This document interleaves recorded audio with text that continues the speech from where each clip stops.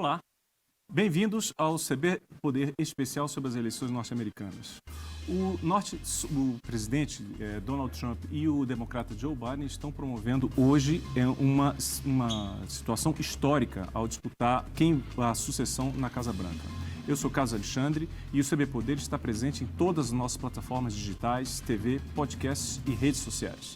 Você pode participar de nossos debates em nossas lives do Correio e no Facebook, Twitter ou YouTube. Lembrando que o CB Poder é uma parceria do Correio Brasiliense e da TV Brasília. Hoje eu recebo aqui comigo o professor Creomar de Souza, fundador da consultoria política Dharma, e o professor da UNB e cientista político Lúcio Renaud. Eu queria agradecer a presença de vocês e eu vou começar com uma primeira pergunta. Cada um de vocês vai poder responder. Eu queria saber qual é a perspectiva imediata que os senhores veem em relação à eleição norte-americana.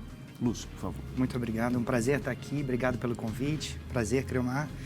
Bom, é uma eleição histórica, porque ocorre no meio de uma pandemia, não é? Com modalidades de votação inovadoras, diferentes, em comparação com o que nós já tínhamos no passado, não é? Um voto antecipado muito robusto, muito significativo.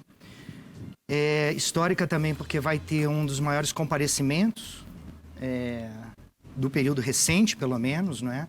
Alguns dados ainda preliminares apontam 66% de comparecimento, o que para a trajetória americana é bastante alto, né? Pensando que o voto é facultativo nos Estados Unidos, então essa é uma participação muito alta.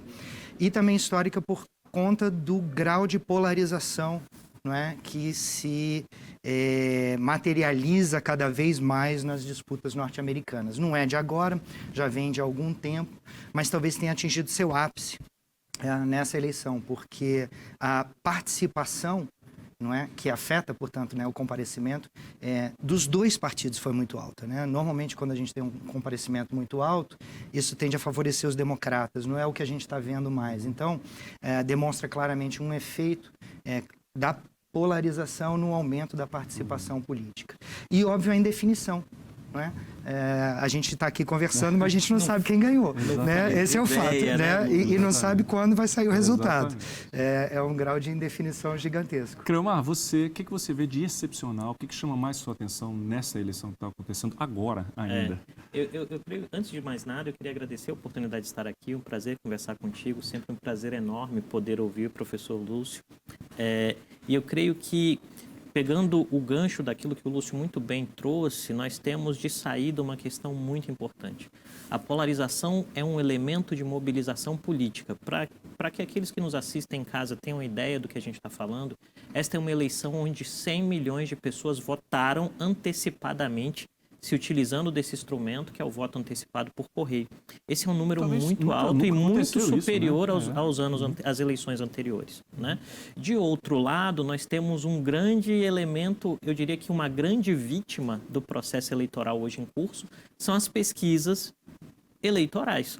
Porque, por uma série de características, que alguns vão chamar de voto oculto, outros de voto envergonhado, outros que o indivíduo mentiu e não quis participar. O fato é, as métricas estão equivocadas. Porque se nós olharmos, por exemplo, algumas declarações que saíram durante o dia de ontem, na segunda-feira, a expressão mais comum em noticiários americanos era: uma onda azul vai varrer os Estados Unidos e o Biden terá uma vitória tranquila. Ora, se essa vitória fosse tranquila, nós estaríamos aqui nesse exato momento discutindo o que o Biden vai fazer. E nós estamos discutindo qual vai ser o resultado da eleição. Né? Então, a polarização política, como muito bem levantado, tem esse efeito de mobilização. Então, o eleitor democrata saiu de casa, votou pelo correio, os idosos votaram muito pelo correio, em queixa em relação ao Trump, se sentiram traídos pelo Trump, pela gestão dele, da pandemia. Então, os idosos estão votando com Biden, dessa vez, caracteristicamente. Mas, de outro lado, aquele eleitor firme do Trump, aquele eleitor que se sentiu perdido e desamparado, sobretudo durante a administração Obama, por não entender o que estava acontecendo na globalização, por sentir os seus empregos indo embora, esse eleitor também firmemente foi ao Trump. E ele garantiu, por exemplo, vitórias do Trump muito importantes, como na Flórida, né?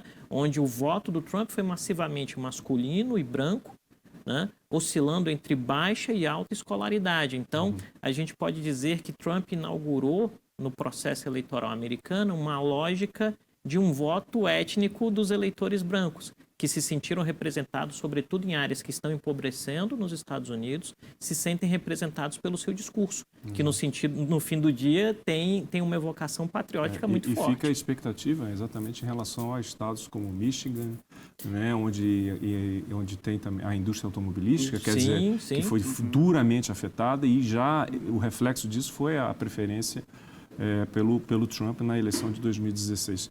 O que é uma coisa curiosa também, que eu queria ouvir a opinião, o que vocês acham, quer dizer, e Kramal, você comentou na questão das pesquisas.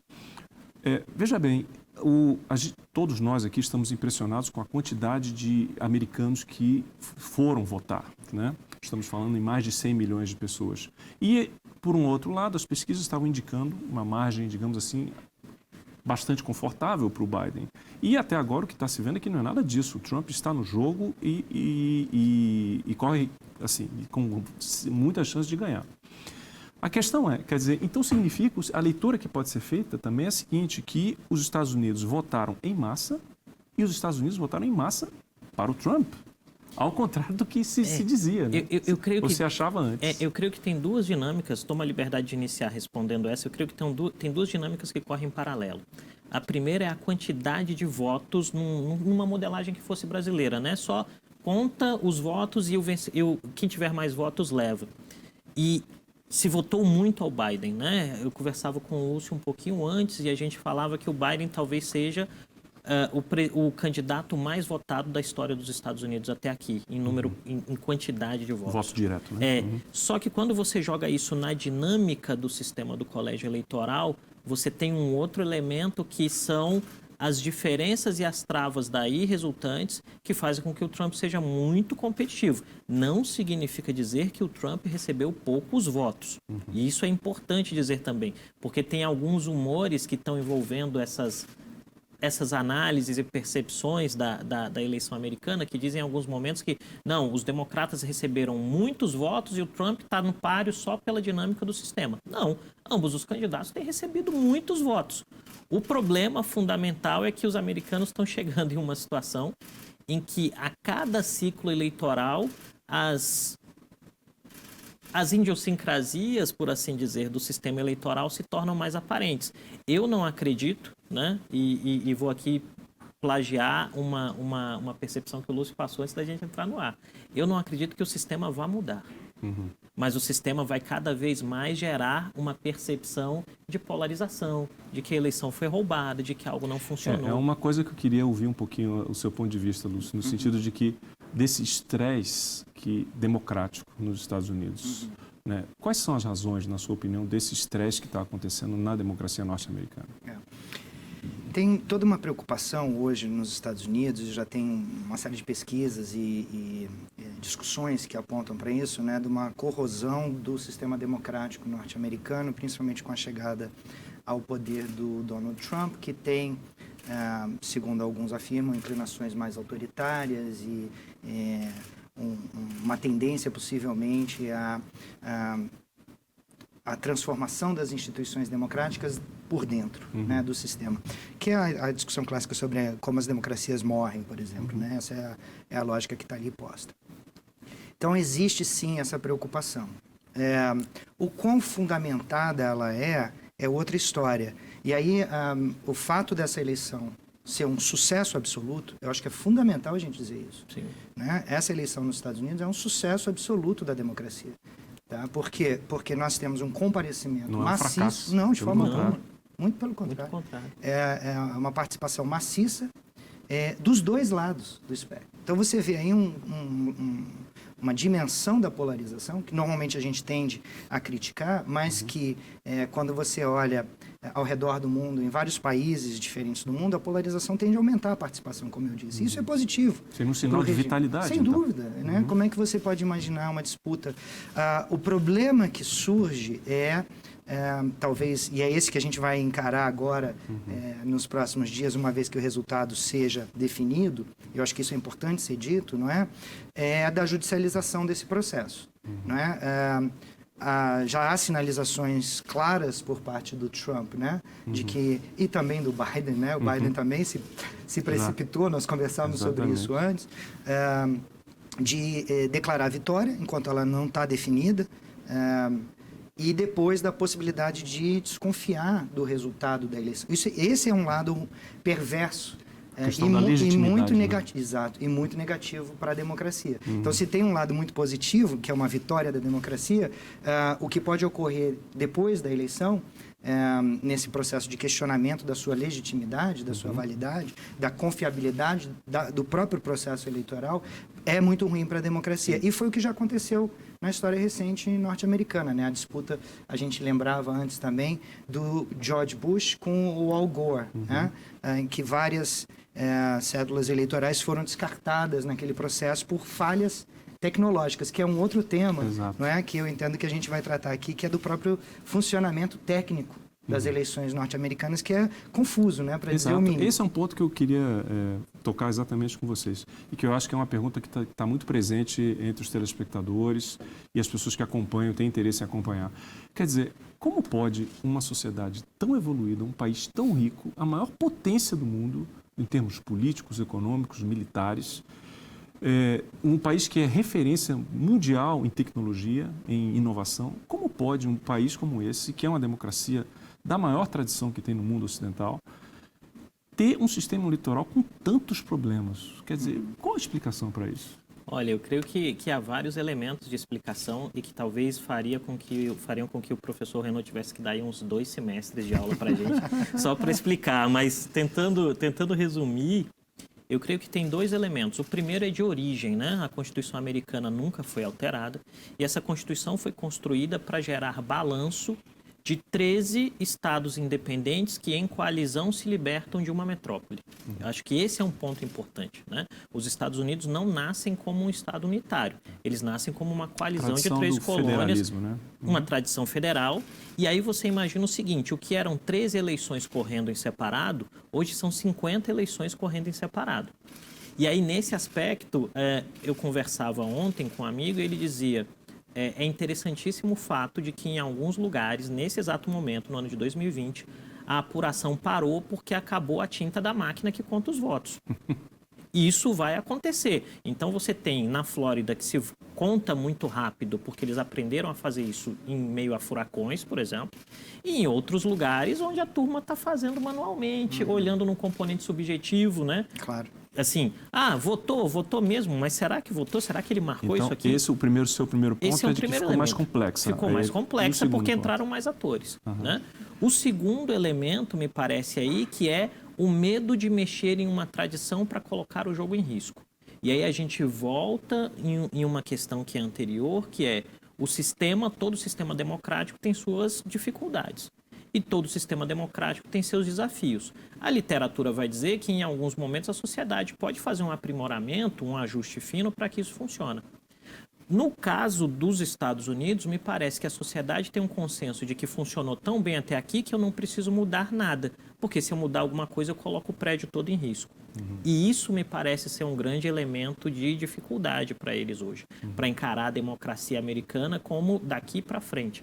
Agora, um ponto fundamental que já foi levantado aqui na nossa conversa. Essa eleição não é um fracasso.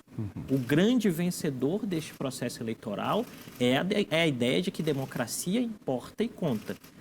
O grande receio é a possibilidade de judicialização e de transformar isso num eterno tapetão que não é bom para ninguém, porque democracia funciona na lógica do compromisso. Eu me comprometo a aceitar a regra, eu me comprometo a aceitar o resultado. Se isso for quebrado, aí a gente tem um dilema. Lúcio, qual a sua visão sobre esse ponto? Não, eu concordo. As coisas nos Estados Unidos, no que dizem respeito ao processo eleitoral, porque ele é tão central para a democracia, não é? É o pilar central do processo democrático nos Estados Unidos, ao lado, né, do controle entre os poderes, não é? As pessoas têm receio de mexer. Por isso que o Colégio Eleitoral sobrevive também, não é? Que é uma instituição, para gente curiosa, única no mundo, até onde eu entendo na forma como ela está organizada, e que tem gerado cada vez mais impasses, né? Porque ela gera resultados diferentes. O voto popular é ganho por como aconteceu com Trump e Hillary. Exato. Hillary ganhou a votação popular, mas perdeu no colégio por conta da distribuição dos delegados, que entra o elemento do federalismo e um elemento histórico do passado também, de compromissos que tiveram que ser feitos quando da construção da Constituição americana. É isso. Né? E eles têm muita... Isso é uma característica das instituições que funcionam. E também das que não funcionam. Pensando no caso brasileiro, também das que não funcionam. Mas quanto mais tempo a instituição fica, mais difícil é mexer nela. Né? Tem uma dependência de trajetória, que a gente chama, né? Que elas vão ficando resilientes à mudança. Eu acho que os Estados Unidos, uma explicação é residual nesse sentido. Tem uma inércia. Tá? E aí os atores hoje têm medo de mudar. Até porque é um ponto que você fez antes, que a gente estava... Eu vou te plagiar agora. Obrigado. Vou retribuir o plágio. Eu vou pedir para o pessoal gravar em casa, porque não é todo dia, na verdade. Não, que isso. Você dizia uma coisa que é muito correta, é que uma mudança, por exemplo, no colégio eleitoral agora, poderia resultar numa vitória infinita dos democratas, porque os democratas têm o voto popular, né? Que é o voto das costas, né? Da população mais progressista dos Estados Unidos. Reparem na distribuição do voto, né? Os republicanos ganham nas áreas menos populosas, mais rurais, do interior, portanto, mais tradicionais. América Profunda. Né? E os democratas ganham nos grandes centros urbanos mais progressistas. Tá? E aí tem todo um perfil também demográfico que está associado com isso, que envolve cor da pele, raça, etnia, envolve gênero, envolve renda, envolve nível educacional, status ocupacional. Então, essas coisas estão muito alinhadas, de certa forma, com as divisões partidárias.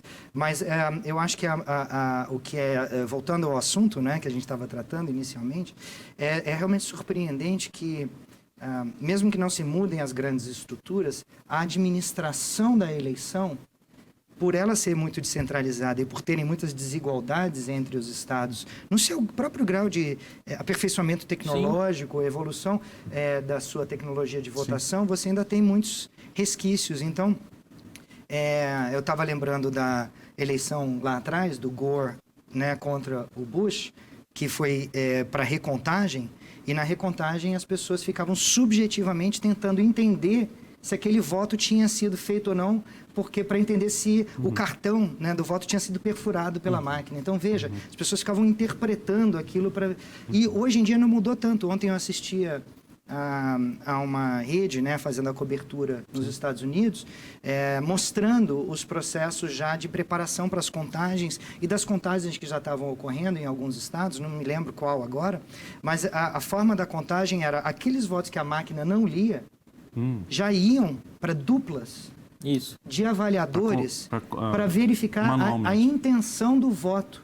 Porque às vezes não estava marcado corretamente, então o scanner não lia.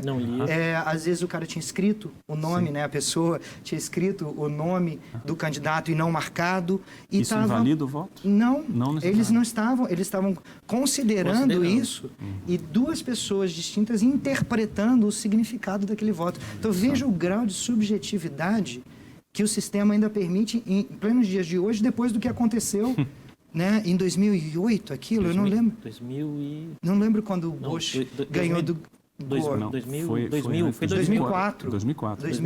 2008 foi a eleição de Obama. Exato, perfeito. Então, mesmo com aquilo que aconteceu lá, a forma de solução que eles deram é essa. Vamos já fazer a interpretação do voto que a máquina não leu, em vez de jogar esse voto fora, que é o que eles tinham feito no passado e foi judicializado por conta disso. Mas reparem, de fato... nos faz pensar, né, se eles não poderiam adotar formas, não é, de votação que dessem menos margem para esse tipo de erro. Último ponto sobre isso. Eu acho que um elemento importante ali que faz com que se permaneça dessa maneira e, por exemplo, não se adote o nosso sistema é por causa do receio de não haver a possibilidade de recontagem. Então, o elemento da recontagem, do voto no papel, e de ter algum tipo de comprovante que sai, é fundamental dentro da lógica deles de controle sobre arbitrariedades e coisas do gênero. Quer dizer, estamos numa situação onde qualquer mudança pode ter um impacto enorme e romper tradições já Porque muito tem um antigas. elemento de crença, né, Carlos? Isso que o Lúcio está dizendo, tem um elemento de crença muito forte. Imagina o seguinte, quando você pega essas duplas, um deles é democrata e o outro é republicano. E aí vai ter que ter consenso na subjetividade para considerar o voto. E quando você pega, por exemplo, esses votos são colocados num cofre depois com chave dupla, e aí o candidato quer a recontagem, ele tem que pagar do bolso a recontagem. Ele tem que pegar e fazer uma arrecadação para fazer a recontagem. Então, tem uma série de elementos que, se você mexe no prédio, você perde a confiança. É mais ou menos aquela história de você levar o carro para revisão e ter sempre o mecânico que você fala com ele por 10 anos. Aquele dia o cara tá uma dor de dente e vem o outro. Aí você liga o carro tá bom, mas você fica, pô, esse carro não tá bom. Esse carro não funciona. E esse é um elemento fundamental em democracia, né? Você tem que acreditar. Queria saber de vocês qual o impacto dessa disputa entre um republicano, o Donald Trump, e o democrata Joe Biden para o Brasil. Qual a visão que vocês têm? Começo? Por favor. Tá certo. Bom, eu acho que a eleição, no caso americano, o efeito dela para o caso brasileiro, eu acho que ele é muito mais simbólico e de fortalecimento, talvez, de um posicionamento ideológico do que prático. Tá? Então, vamos lá. Bolsonaro e Trump têm uma relação pessoal, né? Eles compartilham uma visão de mundo, não é? Pelo menos da forma como declaram, e foram eleitos numa mesma onda, vamos chamar assim, não é, de crescimento de um pensamento conservador, que é um fenômeno mundial. A mesma né? plataforma. É né? a mesma assim. agenda, né? Inclusive, possivelmente com Bolsonaro se beneficiando, não é, inclusive de consultorias, de um apoio técnico, não é, das equipes que contribuíram para a eleição do Trump.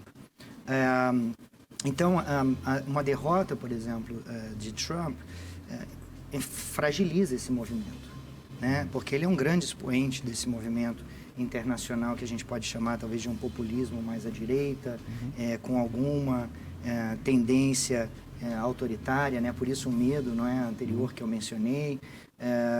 Então isso tem um efeito simbólico da derrota dele, assim como também tem um efeito revigorante da sua vitória, não é, para esse movimento no Brasil e no mundo e no Brasil, claramente. Então, esse é um lado da moeda. Agora, uma vitória do Biden, ele representa possivelmente um ponto de atrito, não é, e de crítica. Biden já, durante a campanha, se posicionou de forma crítica com relação a Bolsonaro, mas, de forma pragmática, é difícil imaginar que haverá muita mudança, não é, nessa relação, vamos dizer, em aspectos comerciais e econômicos, não é? Até porque eu acho que a relação Trump-Bolsonaro não resultou em grandes avanços práticos para o Brasil nesse período, tá? Tem alguns ganhos possíveis, OSCDE, enfim, algumas coisas também mais simbólicas, algumas relações bilaterais, mas nada muito significativo. Então, não vai mudar tanto nesse aspecto com Biden, porque são grandes parceiros econômicos e, obviamente, eu entendo que o Brasil não quer brigar com a China e Estados Unidos ao mesmo tempo, né? Eu acho que é bom evitar, não né? É a melhor estratégia. Não é a melhor estratégia. Eu acho que se eles tiverem a oportunidade, né? De reconsiderar, não é, essa decisão, e não vai ser favorável à China, certamente, né? A proximidade ideológica mesmo do governo Bolsonaro com os Estados Unidos. Então, muda um pouco o apoio que ele recebe pessoal de Trump, o aspecto simbólico, ideológico, mas na prática eu acho que não altera muito quem ganhe ou quem perca. Cramar, o que você me diz? Eu concordo com tudo que o professor Lúcio disse, e eu creio que um ponto importante aí pensando naquilo que é o principal objetivo de Bolsonaro hoje, que é uma reeleição, né? Presidentes são eleitos quando você tem a possibilidade de reeleição. O maior projeto de todo presidente eleito é ser reeleito. Não precisa, a gente não precisa ser ingênuo aqui, claro, né? E cair na ideia de grandes políticas públicas para o país, né? O cara começa no dia 1 pensando no dia 1 do segundo mandato. Caso Trump perca a eleição, Bolsonaro perde o seu referencial, né? Eu tenho um amigo que é analista político que ele diz que bolsonarismo é o trumpismo com 5 dias de delay, né? Porque Bolsonaro se aproveitou dessa onda que leva o Trump à eleição Ele pega uma parte desse discurso, tem a cooperação técnica e ele incorpora esse discurso para conseguir avançar essa agenda em termos de Brasil. Então você imagina o seguinte, se você tem uma grande referência e de repente essa referência é derrotada, isso te acende um sinal de alerta do ponto de vista de dinâmica eleitoral. E aí eu acho que essa é uma parte do problema. A segunda parte do problema, que é de fazer as coisas do governo, eu não vejo um governo Bolsonaro rompendo com os Estados Unidos ou virando pró-China porque tem um Biden eleito, né? Isso não será feito. Porque aí o Bolsonaro não pode perder dois referenciais do seu discurso. Um referencial do discurso é o conservadorismo, o outro é uma posição anti-China, né? Isso, inclusive, esse movimento já está até surgindo no governo. Na pior das hipóteses, os militares entram em cena, passam a abrir um diálogo, o Mourão passa a desempenhar esse papel, a questão da Amazônia, e o Bolsonaro, uma vez que tinha uma relação pessoal tem uma relação pessoal com o Trump, ficaria mais numa posição institucional, digamos assim. Qual é o risco aí? O risco é que, em algum sentido, e aí a gente tem que levar em consideração o próprio temperamento do presidente Bolsonaro. O risco é que, em algum sentido, o presidente Bolsonaro, em algum momento dessa confusão e desse risco de judicialização, vou usar uma expressão que minha avó usava bastante lá no interior de Minas, fale mais que a boca.